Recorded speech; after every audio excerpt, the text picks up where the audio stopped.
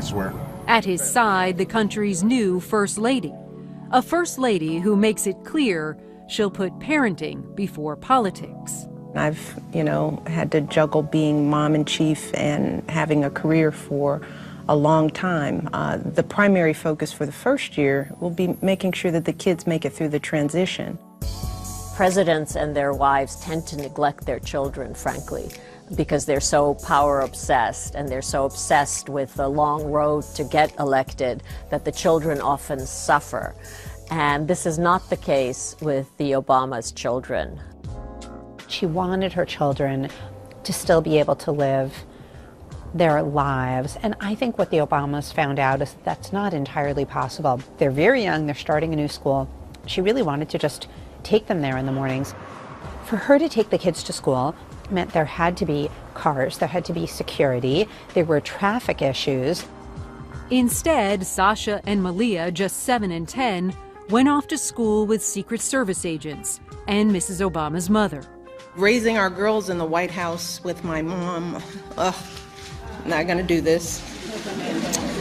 It's a beautiful experience. They didn't know any of this before they moved to the White House. They had never lived a life like this. What about something like a dance performance, or a basketball game at the girls' school? Would the President and First Lady be allowed to attend? The theme for this year's event is Ready, Set, What? Go! Committed to creating a sense of normalcy, Mrs. Obama had a talk with the White House staff. They said, we're going to have to set up some boundaries because they're going to need to be able to make their beds. Those early years in the White House were a real adjustment for Michelle. She had to start over in many ways, and she had to do it under the watchful eye of the world. And that's a lot of pressure. Each First Lady redefines the role, and she defined it as mom-in-chief, and she went for issues that were not controversial. I think we're ready, yeah. As Malia and Sasha settled in, Mrs. Obama began to focus on not just what was best for her own girls, but what was best for the nation's children. You can lift up the grass with the pitchforks. Go, go, go.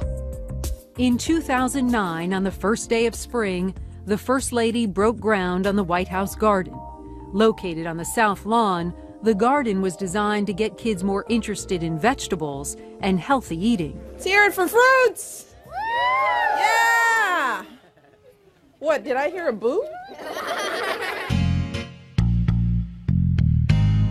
Mrs. Obama took healthy eating a step further in 2010, launching her hugely popular Let's Move campaign to help curb childhood obesity. Clearly, we're determined to finally take on one of the most serious threats to their future, and that's the epidemic of childhood obesity in America today. Let's move, let's move! Let's move, let's move! She encouraged kids to be more physically active, running, dancing, and poking fun at herself to make her point. Let's Move is going to take families out of their isolation and give them the nationwide support that they need. Turn up for what? I don't want to close my eyes. I don't want to fall asleep. She also danced with Big Bird, Ellen, and Jimmy Fallon, too.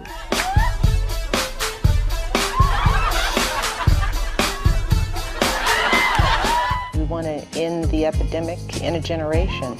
We're really aiming at children born today because our goal is that if we begin shaping habits and shaping the conversation, that will change the habits of young people today.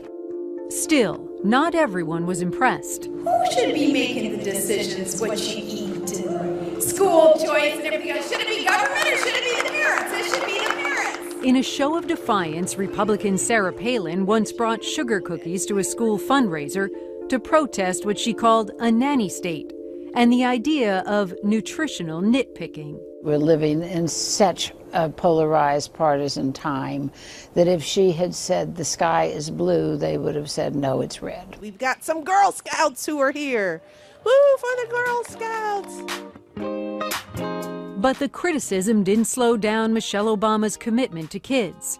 In 2014, her Reach Higher initiative encouraged young people to go to college. And in 2015, she launched Let Girls Learn, a program to help girls around the world stay in school. One of these girls could have the potential to cure cancer, or start a business that transforms an industry, or become the next president or prime minister who inspires her country. But if she never sets foot in a classroom, chances are she will never discover or fulfill that potential. She understood that if humanity is going to survive, it's going to be in the hands of women. Which may be why she joined the effort to bring home more than 200 Nigerian schoolgirls kidnapped by Boko Haram. In these girls, Barack and I see our own daughters. We see their hopes and their dreams. And we can only imagine the anguish their parents are feeling right now. She would identify with those kids' struggles. Her message again and again was, look at me, I wasn't born to a family of, any great wealth or education. There was no map in my life that said that I would become First Lady of the United States, and yet I did it. I loved getting A's. I liked being smart. I thought being smart was cooler than anything in the world. And you too, with these same values, can control your own destiny. You too can pave the way. You are the women who will build the world as it should be. You're going to write the next chapter in history. If you're a parent, you are happy that Michelle Obama exists. If you're trying to raise young women, you are happy that Michelle Obama exists because she's tough, she's strong, she's beautiful. She said your homework is more important than your boyfriend. That's from the First Lady. Thank you, Michelle. She did it all without ever losing sight of those two very special girls who called the White House home for the last 8 years. And I come here as